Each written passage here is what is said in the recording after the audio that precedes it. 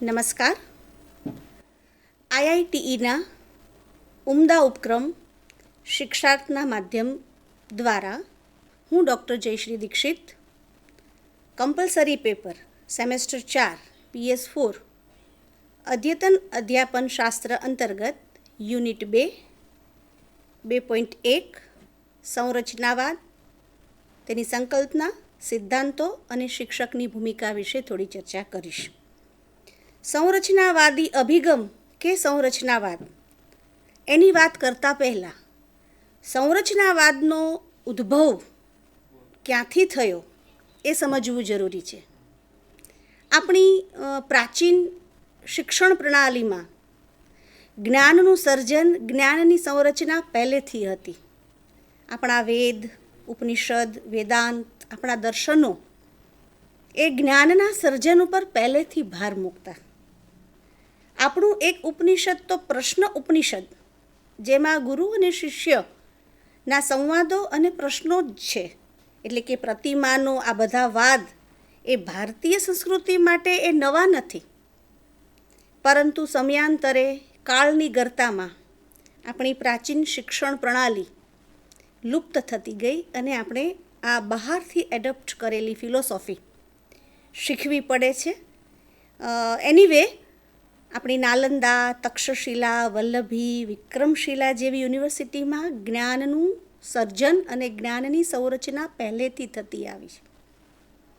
પરંતુ મેકોલેની શિક્ષણ નીતિ અને ત્યારબાદ જે કંઈ બદલાવ આવ્યા એના પરિણામે આપણું જ જે છે, આપણો વારસો છે, એ આપણે ભૂલી ગયા. નવી શિક્ષણ નીતિ જે આવી રહી છે એમાં ફરીવાર આપણી પ્રાચીન સંસ્કૃતિ છે એના મૂળ તત્વો આપણે શીખીશું એવું લાગે છે. પરંતુ આજે આપણે સંરચનાવાદી અભિગમ, તેની સંકલ્પના, સિદ્ધાંતો અને શિક્ષક એમાં એનો રોલ શું છે એના વિશે વિસ્તૃત ચર્ચા કરીશું.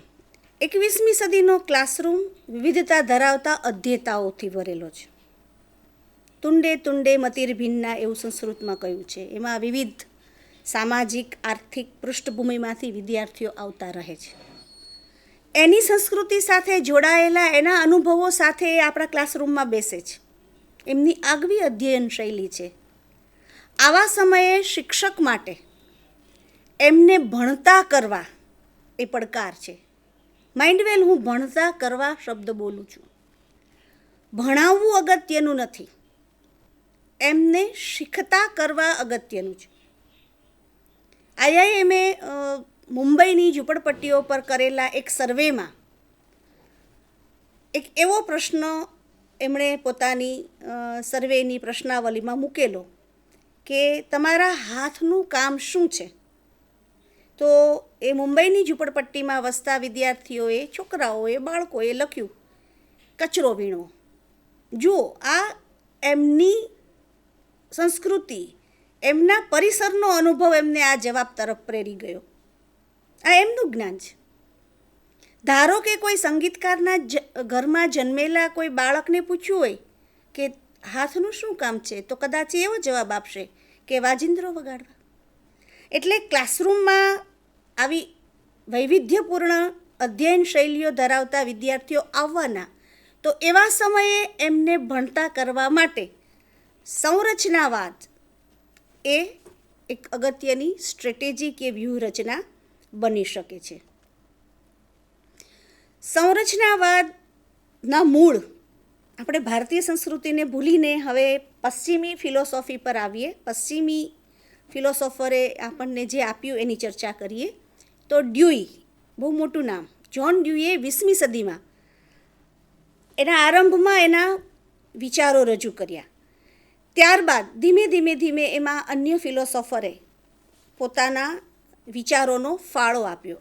અહીં જે ચિત્ર તમને મેં દર્શાવ્યું છે એ જ્હોન ડ્યુઈનું નથી, એ વિલ્હેમ વુડન્ટનું છે. સૌપ્રથમ મનોવિજ્ઞાનને ક્લાસરૂમમાં લઈ જનારા અથવા તો પ્રયોગશાળામાં લઈ જનારા વુડન્ટે એવું કહ્યું કે ઇન્દ્રિય સંવેદનો, આવેગો વગેરેનો અભ્યાસ પ્રયોગશાળામાં થવો જોઈએ. આપણી 5 જ્ઞાનેન્દ્રિયો છે, જેનાથી આપણે ગ્રાસ્પ કરીએ છીએ, પરસેપ્શન આપણું થાય છે, આંખ, કાન, નાક વગેરે. તો એ દરેક વખતે એ અધ્યેતા કઈ રીતે જ્ઞાન મેળવે છે એનો અભ્યાસ થવો જોઈએ. સંરચનાવાદના મૂળમાં આ બધા મનોવૈજ્ઞાનિકોનો ફાળો છે.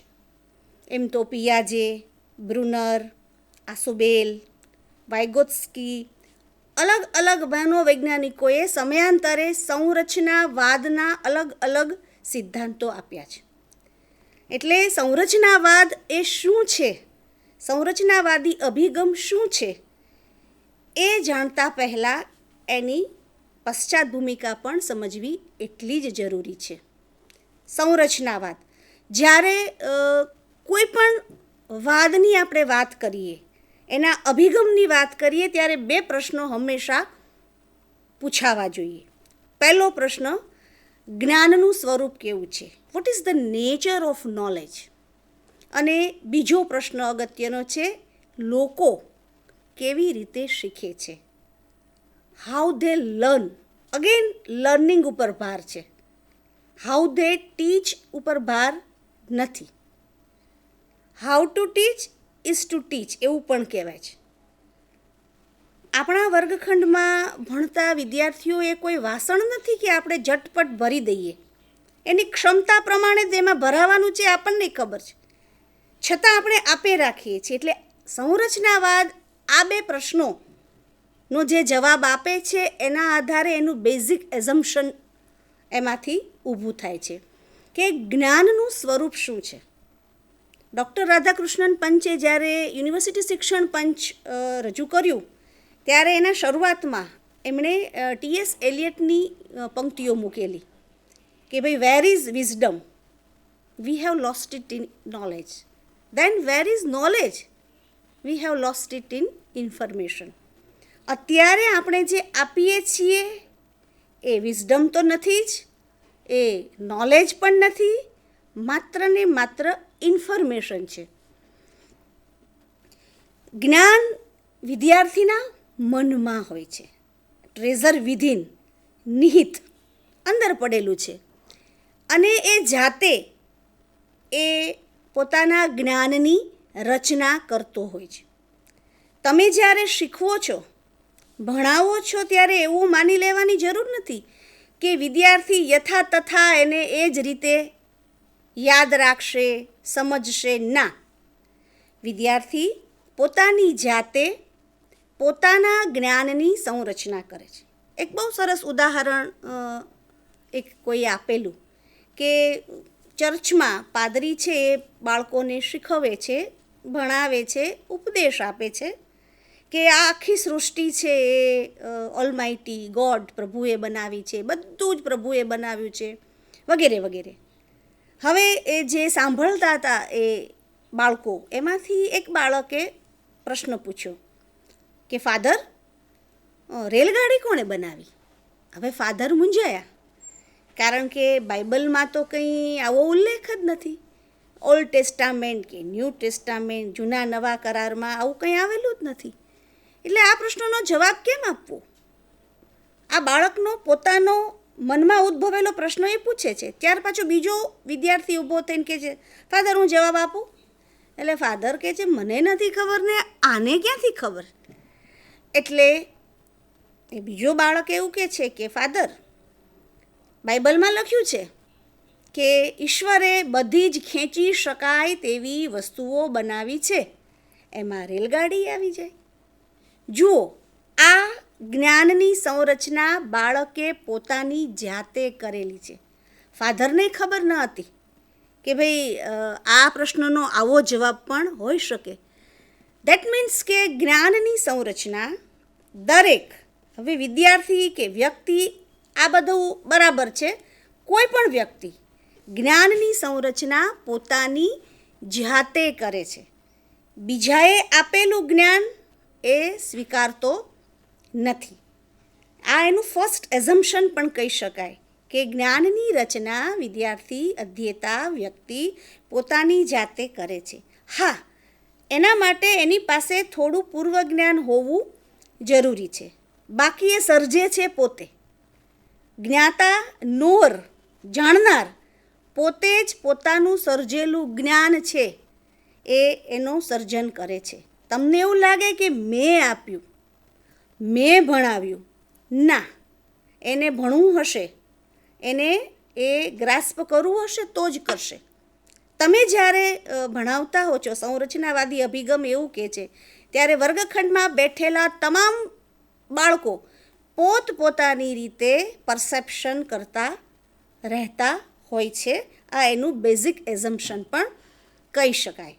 સંરચનાવાદી અભિગમમાં જ્ઞાન સ્વરૂપે કન્સ્ટ્રક્શન છે, રચના છે. જો એનો શબ્દ જ એની પરથી આવ્યો. વિલ્હેમ વુડન્ટે સ્ટ્રક્ચરિયાલિઝમ એવું કહ્યું. પછી આગળ જતાં સંરચનાવાદી અભિગમ એટલે કે કન્સ્ટ્રક્ટિવિઝમ. ટુ કન્સ્ટ્રક્ટ એટલે રચના કરવી, કશુંક બનાવવું. એ પ્રાપ્તિ નથી, એ કોઈ ગેઇન નથી, એ જ્ઞાનની રચના છે. Is to construct knowledge. How to construct knowledge depends on નોર. વિદ્યાર્થી પર આધાર રાખે છે. ક્લાસરૂમમાં બેઠેલા એક વિદ્યાર્થી પોતપોતાની રીતે જ્ઞાનની રચના કરે છે. એની પોતાની ભૂમિકા અને પોતાની જવાબદારી હોય છે. દરેકનું પરસેપ્શન અલગ અલગ હોય છે. તમે કોઈ એક પ્રવૃત્તિ વર્ગખંડમાં કરો, પણ એનું પરસેપ્શન, એનું ગ્રાસ્પિંગ ક્લાસમાં બેઠેલા દરેક વિદ્યાર્થીનું અલગ અલગ હોય.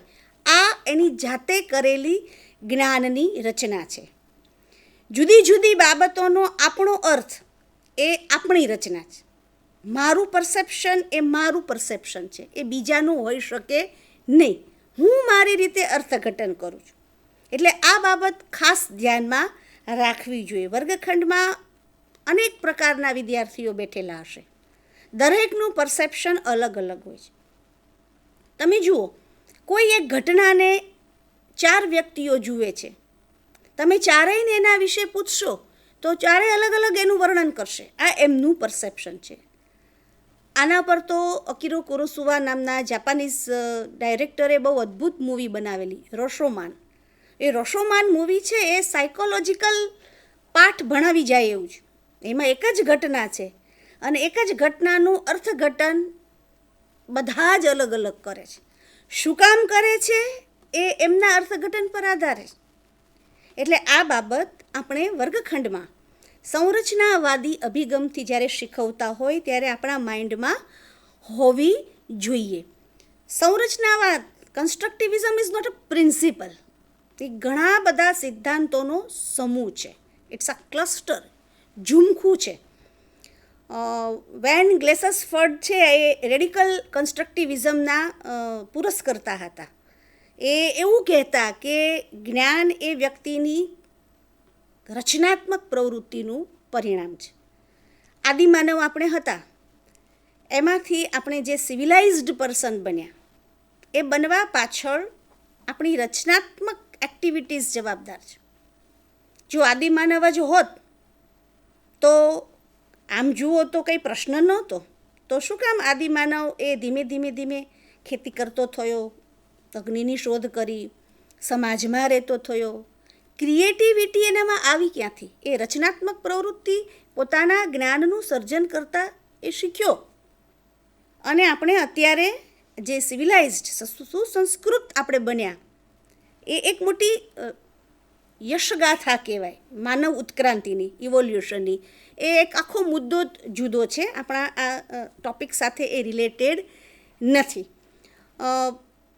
ગ્લેસસફર્ડ તો એવું કહેતા, એ ઇટાલિયન મનોવૈજ્ઞાનિક વિકોને ટાંકતા, એ એવું કહેતા કે આખા બ્રહ્માંડ કે વિશ્વ કે જે કંઈ આપણે કહીએ છીએ યુનિવર્સ, એનો સર્જનહાર, એ સંરચના કરનાર ઈશ્વર છે. અને મનુષ્ય એ કૃત્રિમ જ્ઞાનનો ઈશ્વર છે. મનુષ્ય પોતે રચેલા જ્ઞાન સિવાય બીજું કશું જાણી શકતો નથી. આવું એ ગ્લેસસફર્ડે આત્યંતિક વિધાન કરેલું કે સંરચના મનુષ્ય પોતે જાણે છે એ દાયરામાંથી જ કરે છે. અને તમે જુઓ, રોજે રોજ આપણી ક્યુરિયોસિટી વધતી જાય એમ આપણે નવું નવું શોધીએ છીએ. ટીલ આપણે માનતા નથી બ્લેક હોલ છે, યુનિવર્સમાં આમ છે તેમ છે, એ આપણા અનુભવથી આપણે શોધીએ છીએ, આપણે રચના કરીએ છીએ, પછી જ માનીએ છીએ, બાકી આપણે માનતા નથી. તો આ જ્ઞાનની સંરચનાની વાત છે. કેટલાક બેઝિક એઝમ્પશન જેની મેં વાત કરી, એમ એવરીબડી, દરેક વ્યક્તિ, દરેક અધ્યેતા પોતાના આગવા જ્ઞાનનું સર્જન કરે છે. રિયાલિટી એ ડિપેન્ડન્ટ આઈડેન્ટિટી તરીકે છે. ખરેખર વાસ્તવિકતા છે કે નહીં એના વિશે પણ સવાલ છે. વર્ગખંડમાં બેઠેલો દરેક વિદ્યાર્થી પોતાની રીતે પૂર્વજ્ઞાનનો ઉપયોગ કરીને જ્ઞાનનું સર્જન કરતો રહે છે.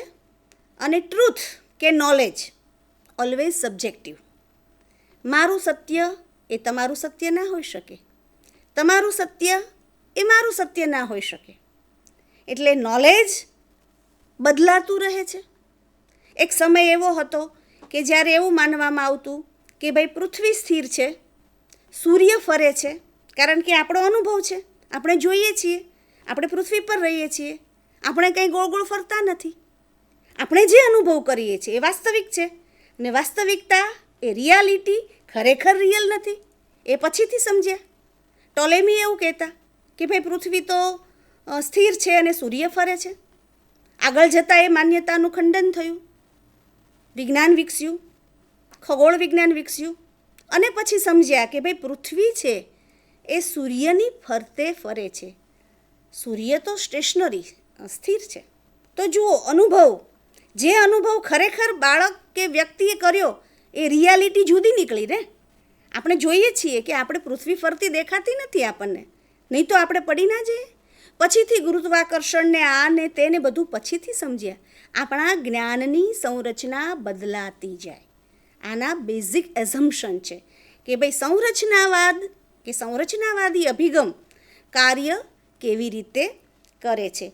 કેટલાક એના શિફ્ટ જેને કહેવાય, ક્યાંથી ક્યાં તરફ જવું, બરાબર. ડિપેન્ડન્ટ હોય વિદ્યાર્થી તો ઇન્ડિપેન્ડન્ટ કરીએ છીએ આપણે એને, ઓબિડિયન્ટમાંથી એ જાતે વિચારતો થાય એવું કરીએ છીએ. આ આપણા કોર્સના ભાગરૂપે નથી, માત્ર ઇન્ફોર્મેશન છે કે ક્યાંથી ક્યાં આ શિફ્ટ થયું. કન્સ્ટ્રક્ટિવિઝમ અંતર્ગત પહેલાં આ રીતે હતું, ત્યારબાદ આ રીતે. આપણે મોટિવેટ કરીએ છીએ વિદ્યાર્થીઓને, એને જ્ઞાનની સંરચના કરવા માટે આપણે એને પ્રેરિત કરીએ છીએ વગેરે. સંરચનાવાદ છે એની આપણે આગળ ચર્ચા કરીએ કે ભાઈ સંરચનાવાદ ખરેખર વર્ગખંડમાં વિદ્યાર્થીઓ સાથે આપણે એને કઈ રીતે એનો ઉપયોગ ખરેખર આપણે કરવો જોઈએ.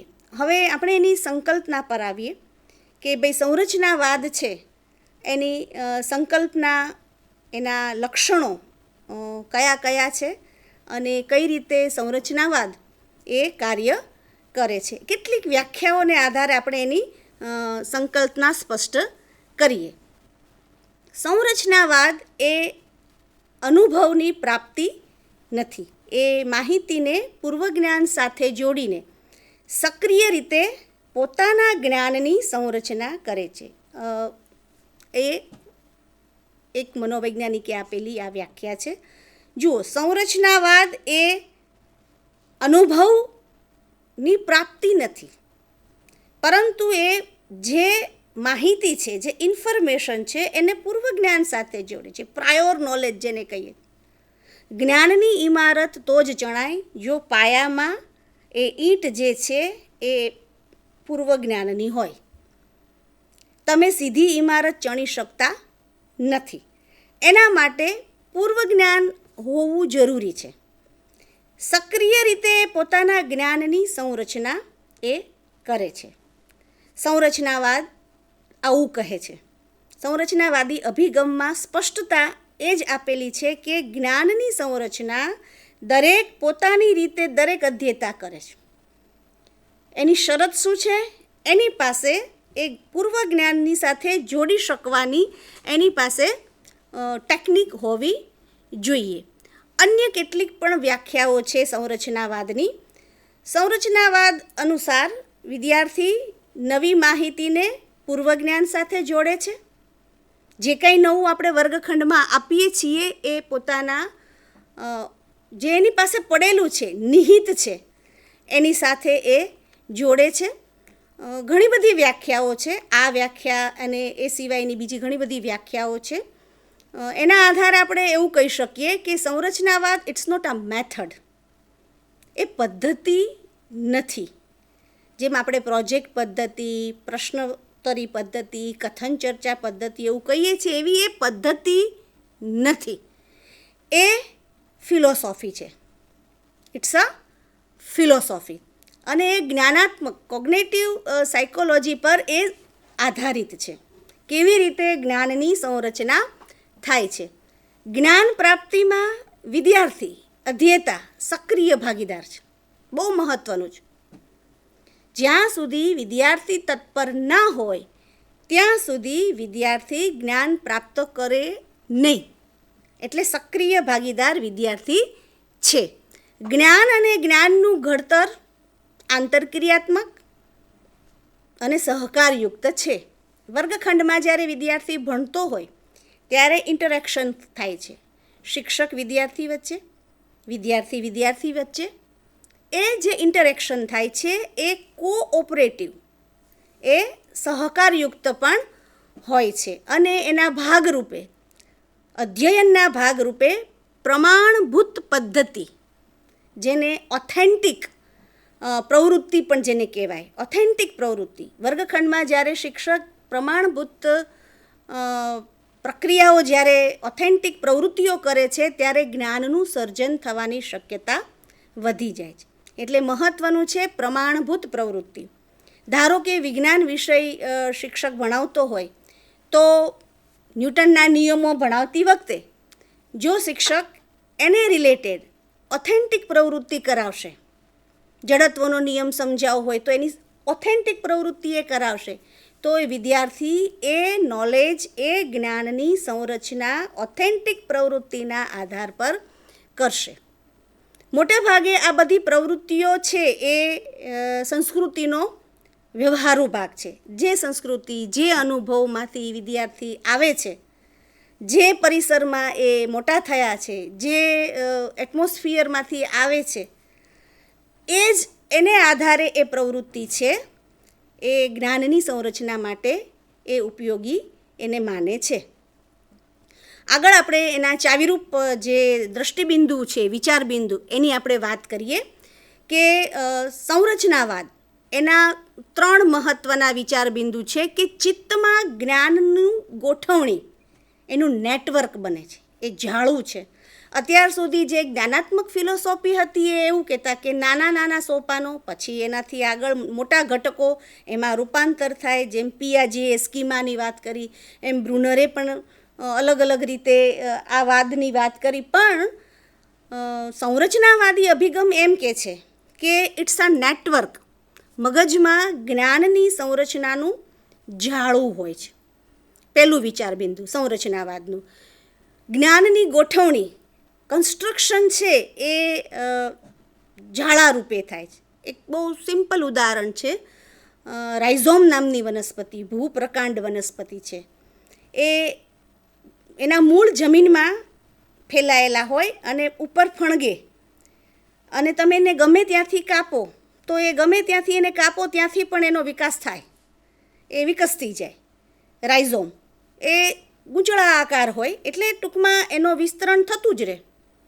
એટલે જ્ઞાનની સંરચના જાળાકાર હોય છે. વિદ્યાર્થી સતત જ્ઞાનની નેટવર્ક, જેને કહેવાય ને, જાળું રચતો હોય છે પોતાની રીતે. એ કંઈ તમારું કીધેલું માને કે તમારું કહેલું કહે, શિક્ષકનું કીધેલું, એવું નથી.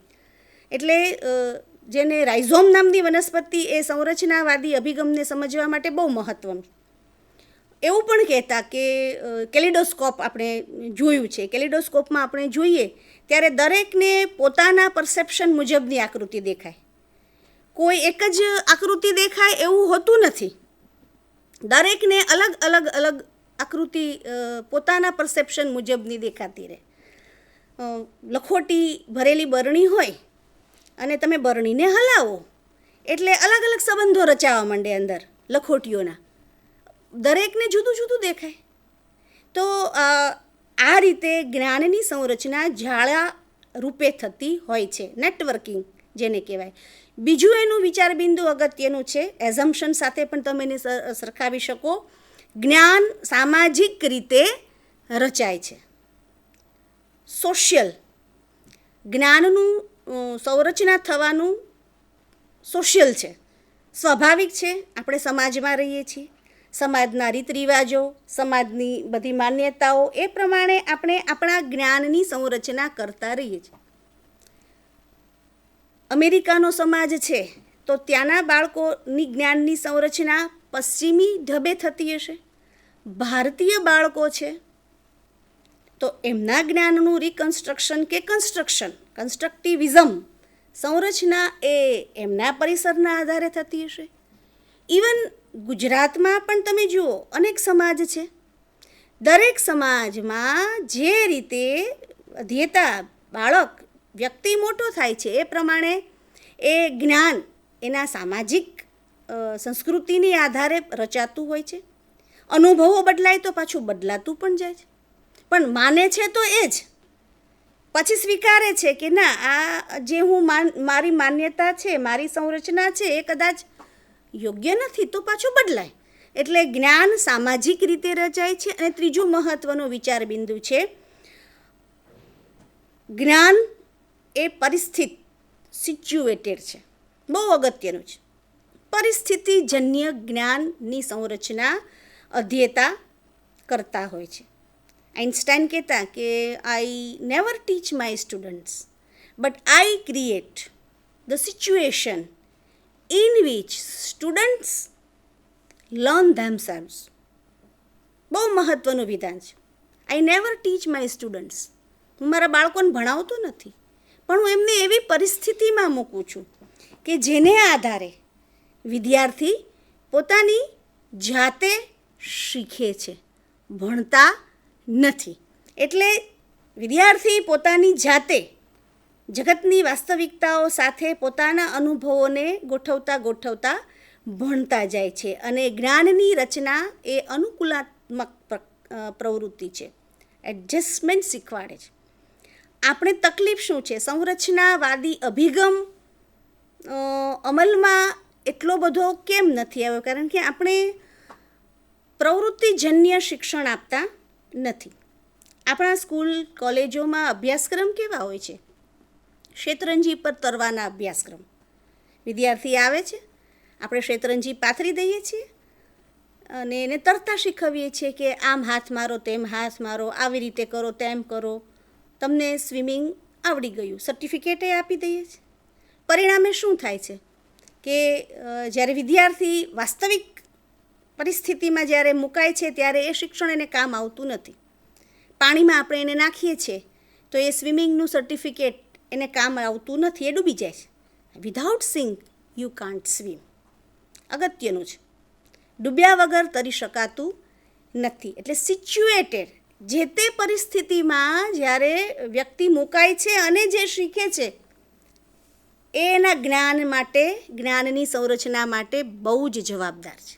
એટલે આ ત્રીજું વિચાર બિંદુ બહુ જ મહત્વનું છે કે જ્ઞાન પરિસ્થિતિય, સિચ્યુએટેડ છે. જે પરિસ્થિતિમાં તમે મુકાશો એ પરિસ્થિતિજન્ય જે અનુભવ તમને મળશે એ તમારા જ્ઞાનની સંરચના માટે જવાબદાર બનશે. આફ્ટર ઓલ, જ્યારથી આપણે જીવનનું શરૂઆત થઈ છે ત્યારથી અનુકૂલન જ પામતા રહ્યા છે. એટલે આપણે જે જ્ઞાન મેળવીએ છીએ એની રચના અનુકૂલનાત્મક પ્રવૃત્તિ કરવા માટે કરીએ છીએ. ગમે ત્યાં આપણે એડજસ્ટ થઈએ છીએ. પછી એ હવામાન હોય, માનવીય પર્યાવરણ હોય, ગમે તે પરિસ્થિતિ હોય, એમાં આપણે ટુ બી એડજસ્ટેડ. ગીજુભાઈની આનંદી કાગડાની વાર્તા હતી ને કે ભાઈ કાગડાથી રાજા ત્રાસ્યો તો કે છે કે આ કાગડાને હવે સજા કરો. એને બાવળની શૂળ એના કાનમાં ભોંકી તો કે અમે તો કાન વિંધાવ્યા. પછી એને ઉકળતા તેલમાં નાખ્યો તો કે વાહ, રાજાએ તો અમારા કાનમાં તેલના ટીપા નાખ્યા, કેવો સારો રાજા. તો કે હવે એને છાપરા પર ગરમ ધગધગતા નળિયાવાળા છાપરા પર એને છોડી દો.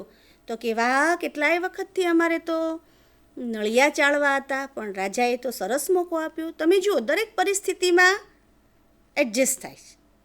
આ તો રૂપક છે, ઇટ્સ અ મેટાફર.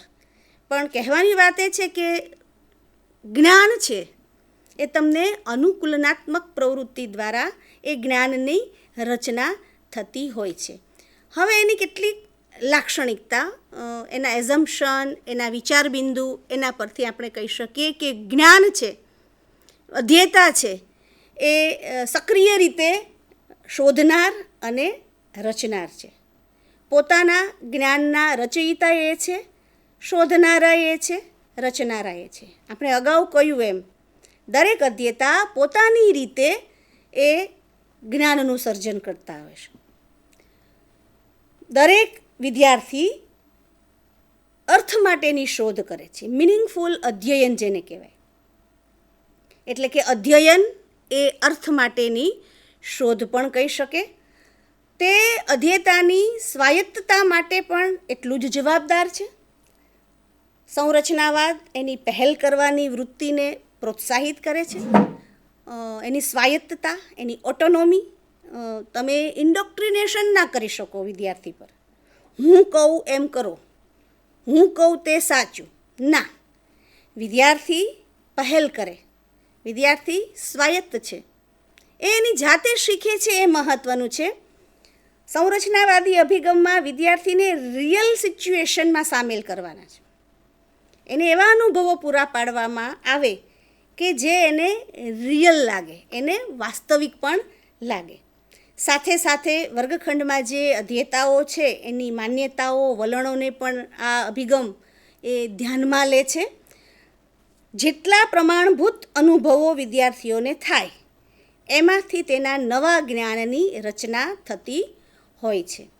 સંરચનાવાદ કેવી રીતે કામ કરે છે એનું એક સ્કેચ છે. લર્નર અને ટીચર બંને સાથે કામ કરે છે. એક્ટિવિટીઝ, ડિસ્કશન અને સંકલ્પના શીખે છે. ઇવેલ્યુશન અને ફીડબેક પણ મળતું જાય છે. જોઈન્ટલી વેન્ચર જેને કહેવાય, લર્નર અને ટીચર, બરાબર. અને એને આધારે એ આગળ કામ થતું હોય છે.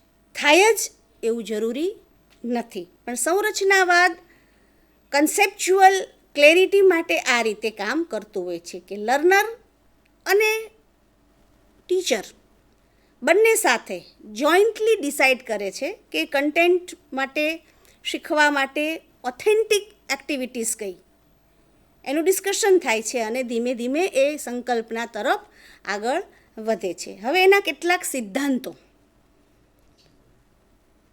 સંરચનાવાદના. અધ્યેતાઓ પોતાના આગવા અર્થ રચે છે, આપણે આગળ ડિસ્કસ કરી ગયા. નવું જ્ઞાન પૂર્વ જ્ઞાન પર જ ઓલવેઝ આધારિત હોય છે. આંતરિક સામાજિક આંતરક્રિયા દ્વારા અધ્યયન થાય છે. સ્વાભાવિક છે, જે સમાજમાંથી જે ઇન્ટરેક્શન કરીને વિદ્યાર્થી આવ્યો હોય એ સમાજના વલણો, માન્યતાઓ અધ્યેતાના અધ્યયન ઉપર અસર કરતા હોય છે. સંદર્ભગત અધ્યયન જ્યારે વિદ્યાર્થી કરતો હોય છે ત્યારે એ વિદ્યાર્થી શીખવા માટે સક્ષમ કે તત્પર બને છે. રેફરન્સીસ સાથેનું અધ્યયન. અબ્દુલ કલામ સાહેબ યાદ આવે, એ કહેતા કે હું જ્યારે પ્રાઇમરીમાં હતો, વિજ્ઞાન મારો ગમતો વિષય, તો મારા વર્ગખંડમાં અમે જ્યારે અમારા વિજ્ઞાન શિક્ષક અમને ભણાવતા ત્યારે એક વખતે એમણે પક્ષી વિશે ભણાવ્યું. પક્ષી કેમ ઉડે છે, એ ઉડતી વખતે એની પૂંછડી કેવી રીતે સ્થિર થાય છે, કેવી રીતે બેલેન્સ કરે છે. કલામ સાહેબ કહે છે કે મને ખબર ના પડી. એટલે અમે કહ્યું કે ભાઈ અમે આ ડાયનેમિક્સ, એરોડાયનેમિક્સ અમે સમજ્યા નથી. એટલે શિક્ષકે કહ્યું વાંધો નહીં, સંદર્ભગત અધ્યયન કેવી રીતે થાય, એક્ટિવિટી બેઝ અધ્યયન કેવી રીતે થાય, એની આ વાત છે. સાંજે શિક્ષકે કહ્યું કે બાળકો બધા દરિયા કિનારે આવો, આપણે જસ્ટ આ ટ્રીપ વિઝિટ, ફિલ્ડ વિઝિટ જેને આપણે કહીએ છીએ. શિક્ષક લઈ ગયા બધા બાળકોને અને ત્યારે દરિયાકાંઠે ઉડતા પક્ષીઓને બતાવી અને કલામ સાહેબ કહે છે કે મારા શિક્ષકે મને શીખવ્યું કે જુઓ હવે ઉડતા પક્ષીને જુઓ, એનું શરીર કેવી રીતે વળે છે, એની પૂંછડી કઈ બાજુ જાય છે, એ પૂંછડીના હલનચલનથી એમની ગતિ કેવી રીતે એની દિશા બદલાય છે. અને આ સંદર્ભગત પ્રવૃત્તિજન્ય ઓથેન્ટિક પ્રવૃત્તિવાળું અધ્યયન કલામ સાહેબ કહે છે કે મને એરોડાયનેમિક્સ, એરોનોટિક્સ, એરોસ્પેસ એન્જિનિયરિંગ તરફ લઈ ગયું. આ કન્સ્ટ્રક્ટિવિઝમ છે. થોપી નથી દેવાનું, આમ છે, આ યાદ રાખો, આ જ છે, નોટ નેસેસરી. વિદ્યાર્થી જાતે પોતાના જ્ઞાનનું સર્જન કરે એ મહત્ત્વનું છે. બાળકના વાસ્તવિક જીવનના સંદર્ભમાં જો શીખવવામાં આવે તો બાળક સરળતાથી શીખી શકે. જે વાતાવરણમાં એ મોટો થયો છે, જે જુએ છે રોજબરોજ, એ જ શીખે તો એ જ્ઞાનની સંરચના આસાનીથી કરી શકે. કન્સ્ટ્રક્ટિવિઝમ અંતે તો આ જ કહે છે ને કે દરેક વિદ્યાર્થી પોતે પોતાની જાતે જ્ઞાનની સંરચના કરે છે. જો એ કરે જ નહીં, એમાં એ પસાર જ ના થાય તો એને આવડે નહીં. આપણે વર્ગખંડમાં ફ્યુઝની રચના ભણાવીએ છીએ, પણ ઘરે ફ્યુઝ ઉડી જાય તો એને કેમ બાંધવો એ વિદ્યાર્થીને આવડતું નથી, કારણ કે એ અનુભવ એને લીધો જ નથી. જો એણે ઘરમાં ફ્યુઝ બાંધ્યો હોય ઉડી જાય ત્યારે, તો એને તરત ખબર પડે કે ભાઈ ફ્યુઝની રચના આવી હોય, આમ હોય, તેમ હોય, એને પછી એ રટ્ટો મારવાની જરૂર પડે નહીં. એટલે કે રોજિંદા જીવનના સાથે જોડેલું સંદર્ભગત અધ્યયન વિદ્યાર્થી વધારે સારી રીતે યાદ કરી શકે છે. હવે શિક્ષકની ભૂમિકા. What is the role of a teacher in constructivism approach? આમ તો શિક્ષકની ભૂમિકા બહુ જ મહત્ત્વની છે, અને મોટામાં મોટી મારા મતે ભૂમિકા છે વિદ્યાર્થીઓને ભણતા કરવાની, શીખતા કરવાની. Teaching is lighting a fire. એક જ્યોતને પ્રજ્વલિત કરવાની છે. ટ્રેઝર વિધિન વિદ્યાર્થીઓમાં છે જ, માત્ર શિક્ષકે એને ઇગ્નાઇટ, પ્રજ્વલિત માનસ જેને કહેવાય ને, જેમ અબ્દુલ કલામને એ વિજ્ઞાનના શિક્ષક મળ્યા પ્રાઇમરીમાં કે જેમણે એમને એરોસ્પેસ એન્જિનિયરિંગના બીજ એ નાનકડા કલામમાં વાવ્યા અને એ બીજ બનીને વટવૃક્ષ બન્યું. જુઓ, આ શિક્ષકની ભૂમિકા છે. શિક્ષક ધારે તે કરી શકે. પોતે જો કન્સ્ટ્રક્ટિવિઝમથી ભણ્યા હોય અથવા તો એના વિશે જાણતા હોય કે હું આપી દઉં, હું ભણાવી દઉં, દેટ્સ નોટ ઇનફ. વિદ્યાર્થી પોતાની જાતે જ્ઞાનનું સર્જન કરે, આવું વિચારનારો શિક્ષક અધ્યેતાના જીવનમાં વૈચારિક ક્રાંતિ સર્જી શકે છે. સૌથી પહેલાં સંરચનાવાદ એ અભ્યાસક્રમ પર અસર કરે છે, અધ્યાપન અને મૂલ્યાંકન આ ત્રણેય પાસા પર અસર કરે છે. કન્સ્ટ્રક્ટિવિઝમ હાઉ ટુ ટીચ એના પર અસર કરે છે, વોટ ટુ ટીચ એના પર અસર કરે છે, અને ઇવેલ્યુશન એના પર અસર કરે છે. માટે શિક્ષકની ભૂમિકા બહુ જ મહત્ત્વની છે. કેટલાક એના વિધાનો છે જે શિક્ષકની ભૂમિકાને સ્પષ્ટ કરે છે. વિદ્યાર્થીઓને જૂથમાં કાર્ય કરાવો. સંઘ શક્તિ કલયુગે એવું કહેવાય છે ને. વિદ્યાર્થી જૂથમાં કામ કરશે એટલે પોતાના જ્ઞાનને બીજાના જ્ઞાન સાથે સરખાવતું થશે. બધું જ બધામાં નથી હોતું, બધી જ સ્કિલ બધા બાળકોમાં નથી હોતી. તો જૂથમાં કામ કરવાથી એ પોતાની ક્ષમતાને મર્યાદાથી પણ પરિચિત થાય છે. અભ્યાસક્રમને સમગ્ર પરથી ભાગ તરફ લઈને ભણાવવા માટે શિક્ષકે તત્પર રહેવું જોઈએ. આપણે મેક્સિમ્સ ઓફ ટીચિંગ શીખી ગયા છીએ. જ્ઞાતથી અજ્ઞાત, સમગ્રથી ખંડ તરફ, મૂર્તથી અમૂર્ત તરફ. તો સમગ્ર પરથી ભાગ તરફ, યુનિવર્સ, એમાંથી ધીમે ધીમે ધીમે ધીમે ધીમે તમે ગ્રહ તરફ લઈ આવો છો, ઉપગ્રહ તરફ લઈ આવો છો. સમગ્ર તરફથી તમે એને એક નાના ભાગ તરફ લઈ આવો તો એ જ્ઞાનની રચના, સંરચના એ પોતાની જાતે કરતો થાય. અધ્યેતાઓને પ્રશ્નોની રચના કરવા પ્રોત્સાહિત કરવા. Ask the questions. આપણે વિદ્યાર્થીઓને પ્રશ્નો પૂછવા દેતા જ નથી, એટલે વૈચારિક પ્રક્રિયા વિદ્યાર્થીઓમાં થતી જ નથી. દે just passive listeners in our classes. આપણા વર્ગખંડમાં એ લોકો પેસિવ, એક્ટિવ નથી હોતા, સાંભળે છે. હવે સાંભળતા હશે કે કેમ એ મોટો સવાલ, બસ બેઠા રહે છે. કદાચ કોઈ પ્રશ્ન પૂછે તો પણ આપણે એમ કહીએ છીએ કે બસ પહેલાં મારું પૂરું કરી લેવા દે. તો ત્યાં આ કન્સ્ટ્રક્ટિવિસ્ટ અભિગમ, સંરચનાવાદી અભિગમ ચાલે નહીં. પ્રશ્નો બનાવો, પ્રશ્નો બનાવતા શીખો અને પૂછો. આના માટે સતત મોટિવેશન શિક્ષકનું હોવું જોઈએ. એને વિચારક તરીકે કલ્પવા. યસ, તું તો બહુ સારું વિચારે છો, અરે તારો આવો સારો પ્રશ્ન. જુઓ, એક નાનકડું વિધાન વિદ્યાર્થીને મોટિવેટ કરે છે. હું પૂછું. ઘણીવાર વિદ્યાર્થી બે ટૂંકા સવાલે પૂછે તો ઉતારી પાડીએ, બેસ બેસ, બહુ ખબર પડી તને, આવા સવાલ હોય એટલે પછી કદી નહીં પૂછે. પોતે હાસ્યાસ્પદ સ્થિતિમાં આવે એવા ડરે પછી વિદ્યાર્થી પૂછતો જ બંધ થઈ જાય. એટલે એને વિચારક તરીકે કલ્પવાના. સોક્રેટિસ જેમ પ્રશ્ન પૂછતો એમ આ નાના નાના સોક્રેટિસો છે વર્ગખંડમાં, મે બી એમાંથી ખરેખર કોઈ સોક્રેટિસ બને. આ આપણો અભિગમ આમાં હોવો જોઈએ. પ્રાથમિક સ્ત્રોતો આધારિત પ્રવૃત્તિઓ કરે, જેના બેઝ, એનો સ્ત્રોત પ્રાઇમરી સ્ત્રોત હોય, એને જાણતો હોય, એ પોતે એમાંથી પસાર થયેલો હોય, એવી ઓથેન્ટિક પ્રવૃત્તિઓ દ્વારા વિદ્યાર્થીઓને ભણાવવા જોઈએ. ઘણીવાર આપણે પ્રશિક્ષણાર્થીઓને વર્તમાન જે પરિસ્થિતિ છે એનાથી વાકેફ કરતા નથી. રિસન્ટ શું છે, બરાબર, એને પ્રવર્તમાન સમજનો એ સ્વીકાર કરવો. જે જાણે છે, વિદ્યાર્થીએ પોતાના જ્ઞાનની જેવી રચના કરી છે. હું ભણાવું એમ નહીં, મારી પદ્ધતિ એમ નહીં. એક બહુ સરસ ઉદાહરણ છે કે એક વખત એક વ્યક્તિનો કૂતરો બીમાર પડ્યો. વ્યક્તિને એ કૂતરો બહુ વાલો, એટલે એના માટે દવા લઈ આવ્યો. એને ડ્રોપરથી દવા પાવાનો પ્રયત્ન કરે, એ ચમચીથી દવા પાવાનો પ્રયત્ન કરે, પણ કૂતરો કોઈ હિસાબે દવા પીવે જ નહીં. હવે આ ઝપાઝપીમાં એ માણસના હાથમાંથી એ બોટલ પડી ગઈ, નીચે પડી ગઈ, અને એ કૂતરો લબાલબ એ જીભથી એ દવા ચાટી ગયો.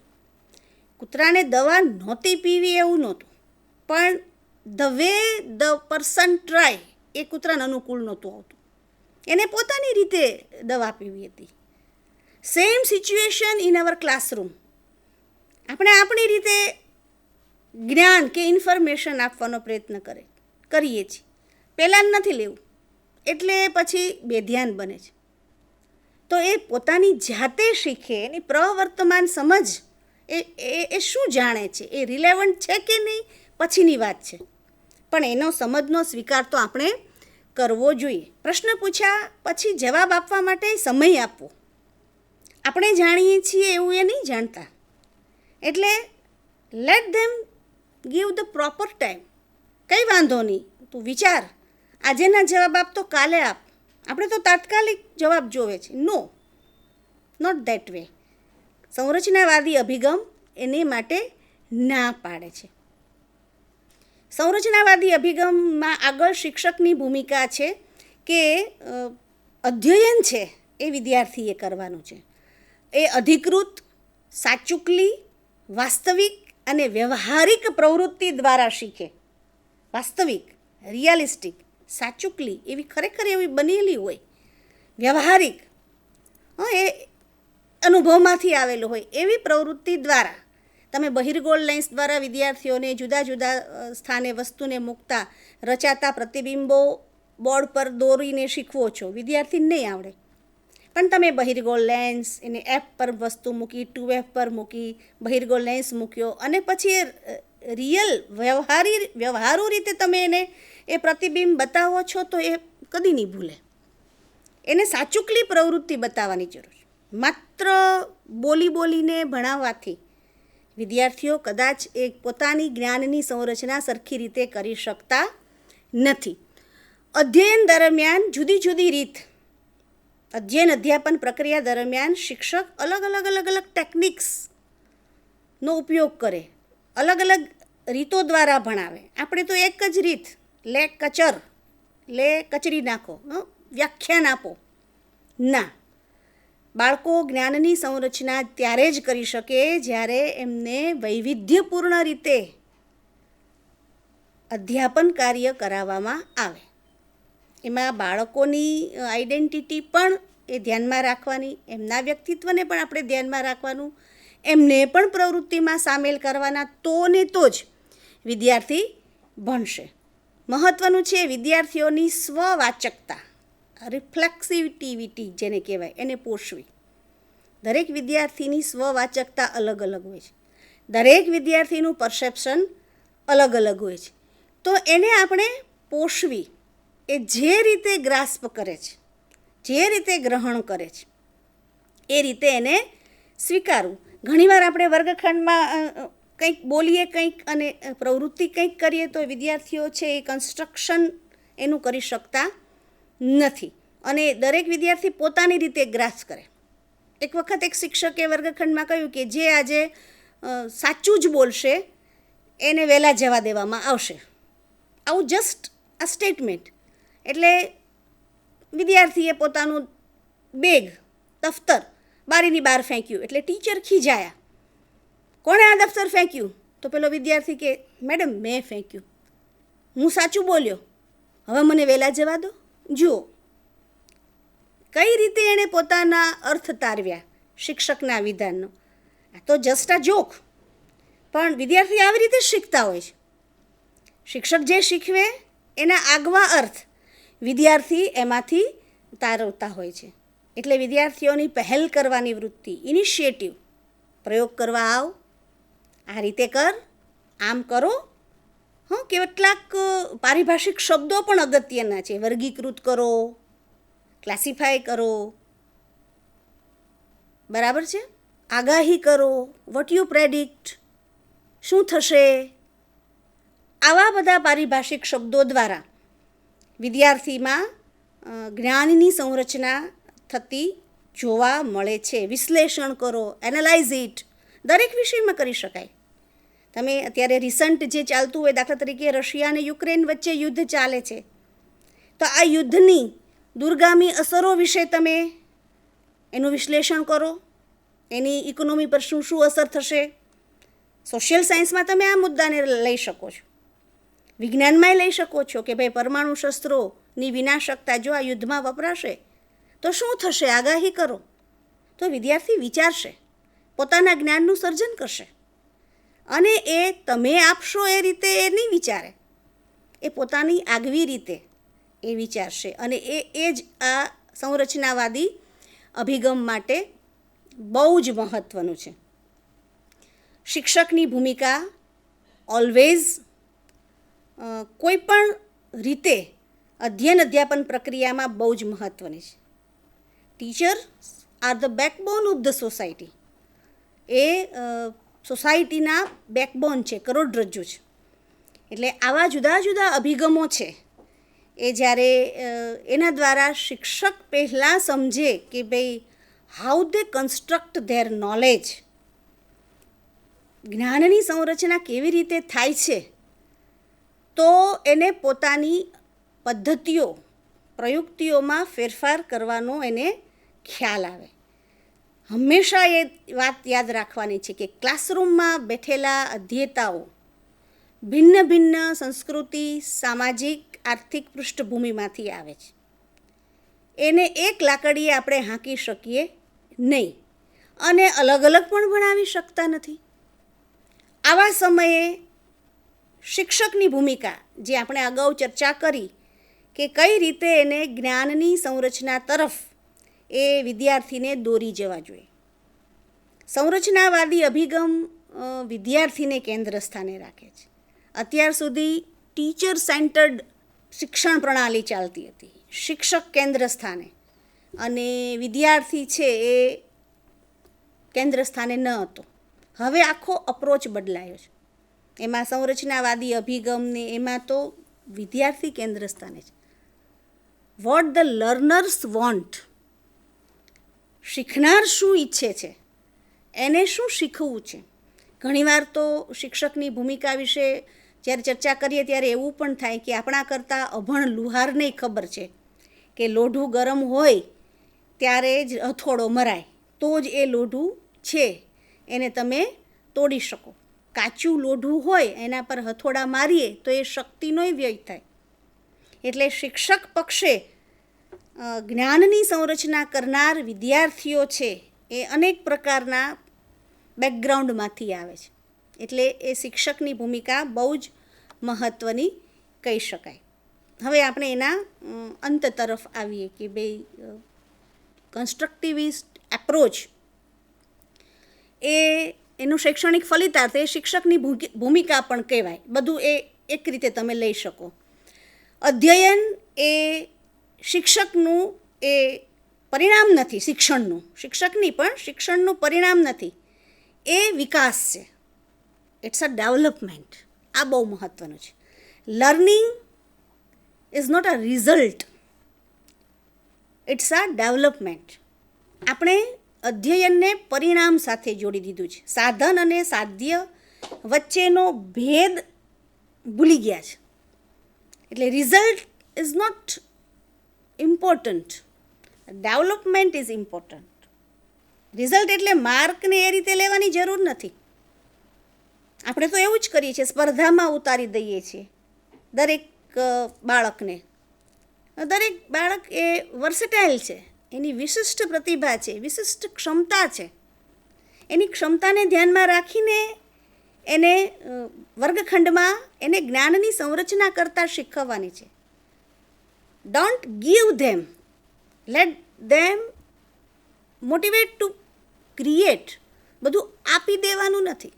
મટીરિયલ આપી દીધું, બધું જ આપી દીધું રેડીમેડ, સ્પૂન ફીડિંગ, અને પછી એને પોતે જાતે રચના જ નથી કરી, સંરચના જ નથી કરી જ્ઞાનની. એટલે કશું નહીં આવડે, રટ્ટો મારશે. મેમરી સારી હશે, માર્કે લઈ આવશે, પણ આગળ એ નહીં ચાલે. સ્કિલ નથી એનામાં. આપણા મોટાભાગના અભ્યાસક્રમો સ્કિલ બેઝ છે જ નહીં, મેમરી બેઝ છે, જ્યાં જ્ઞાનની સંરચના થતી જ નથી. પડેલું છે વિદ્યાર્થીમાં, એનો ઉપયોગ કરીને એ બીજે એ જ્ઞાનનું સર્જન કરે એવી તક એને પૂરી પાડવામાં આવતી નથી. પરિણામે જ્ઞાનનું કન્સ્ટ્રક્શન, આખો અપ્રોચ જ એના પર છે, કન્સ્ટ્રક્ટિવિઝમ એ થતું નથી. એટલે વિકાસ થવો જોઈએ વિદ્યાર્થીનો. માર્ક આવે ન આવે, પરિણામ દેટ્સ નોટ ઇમ્પોર્ટન્ટ. એ ડેવલપમેન્ટ થયું એનું, એ મહત્ત્વનું છે. અસંતુલિત અધ્યયનને મદદ કરે છે. ઇમ્બેલેન્સ્ડ વર્ગખંડમાં એવી પરિસ્થિતિ ઊભી થાય, સમસ્યાઓ ઊભી થાય, અસંતુલિત, ઇમ્બેલેન્સ, બધું જ યોગ્ય બધું જ વ્યવસ્થિત નહીં. વિદ્રોહી બાળકો છે એ ઘણી વખત ઘણું મેળવતા હોય છે ઓબિડિયન્ટ બાળક કરતાં. એટલે કન્સ્ટ્રક્ટિવિઝમ એવું નથી કહેતો કે વિદ્રોહી બનો, પણ બહુ એક હદ કરતાં વધારે આજ્ઞા પાલન પણ જરૂરી નથી. વિદ્યાર્થી પોતાની જાતે વિચારી શકે. જ્યારે જરૂર હોય ત્યારે આપો, જરૂર ના હોય ત્યારે ના આપો. વિદેશમાં તો આપણા કરતાં શિક્ષણ પ્રણાલી બહુ એકદમ ફોરવર્ડ, જુદા પ્રકારની છે. ત્યાં એક વિદ્યાર્થીને સ્કૂલમાંથી આવીને એના પિતાને કહે છે, વિદેશની વાત છે, ભારતમાં તો આવા પ્રશ્નો પૂછાતા જ નથી, કે પપ્પા હું કેવી રીતે આવ્યો. એટલે એના પપ્પા એકદમ ગંભીર થઈ ગયા કે મને ખબર જ હતી કે મારે આ પ્રશ્નનો જવાબ આપવાનો છે, પણ આમ. તો કે પપ્પા શા માટે ડેડી તમે એટલું બધું કોમ્પ્લેક્સ કરો છો. મારો ફ્રેન્ડ એમ કહેતો હતો કે એ ન્યૂ જર્સીથી આવ્યો છે, અહીં ન્યૂયોર્કમાં રહેવા. આપણે ક્યાંથી આવ્યા? આપણું વતન, નેટિવ આપણે ક્યાંના હતા? That's a simple question. તો એને કોમ્પ્લેક્સ કરે છે. અને બીજો જેવો પ્રસંગ પ્રદેશની શાળાનો છે કે ટીચરે કીધું કે ભાઈ સ્કૂલમાંથી તમારો જન્મ કેવી રીતે થયો એના વિશે તમારા માતા પિતાને પૂછીને એ નિબંધ લખીને આવો. ઘરે આવીને છોકરો પૂછે છે એની માતાને તો કે તને એક સારસ પક્ષી મૂકી ગયું, પિતાને પૂછે છે તને એક પક્ષી મૂકી ગયું, દાદાને પૂછે છે. એટલે વિદ્યાર્થીનું પરસેપ્શન કે ભાઈ મારા ઘરમાં કોઈ પ્રાકૃતિક રીતે જન્મ્યા નથી, બધા જ ને સારસ પક્ષીએ જન્મ આપ્યો. જુઓ, આ એનું પરસેપ્શન. જ્યારે આપવાનું હોય જ્ઞાન ત્યારે આપવાનું, જરૂર નથી તો નહીં.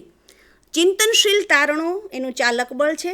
સમુદાય, સંવાદ, વાતચીત દ્વારા વિદ્યાર્થી વધારે સારી રીતે ભણી શકે છે અને એ વિકાસ તરફ આગળ વધે છે. અંતમાં એટલું જ કહીશ કે સાંપ્રત સમયમાં સંરચનાવાદી જે અભિગમ છે એનો વ્યાપ, એની લોકપ્રિયતા દિવસે દિવસે વધતી જાય છે. હવે શિક્ષણવિદો સમજ્યા છે કે જ્ઞાનની સંરચના વિદ્યાર્થી પોતાની આગવી ઢબે કરે છે. એને આપી દેવાનું નથી, એને ભણાવવાના નથી, એને શીખતા કરવાના છે. પ્લેટો, સોક્રેટિસ, એરિસ્ટોટલ આ બધા એના જનક જેને કહેવાય. અને અત્યારના સમયમાં બ્રુનર, વાઇગોત્સ્કી, જ્યાં પિયાજે વગેરે આનો પાયો નાખ્યો છે. આપણે ઈચ્છીએ કે વિદ્યાર્થીઓ પોતાની જાતે પોતાના જ્ઞાનનું સર્જન કરે, પોતાના જ્ઞાનની સંરચના કરે, તો ને તો જ આ સંરચનાવાદી અભિગમ એ લેખે લાગ્યો કહેવાય. તમારા વિદ્યાર્થીને જ્ઞાન આપો નહીં, એને જ્ઞાનનું સર્જન કરતાં શીખવો. અંતમાં હું દરેક શિક્ષકોને એટલી જ વિનંતી કરીશ કે વિદ્યાર્થીઓ પોતાની જાતે પોતાની સંસ્કૃતિ અને પોતાના પ્રમાણભૂત અનુભવોને આધારે જ્ઞાનનું સર્જન કરે અને જ્ઞાનની સંરચના કરે. આભાર.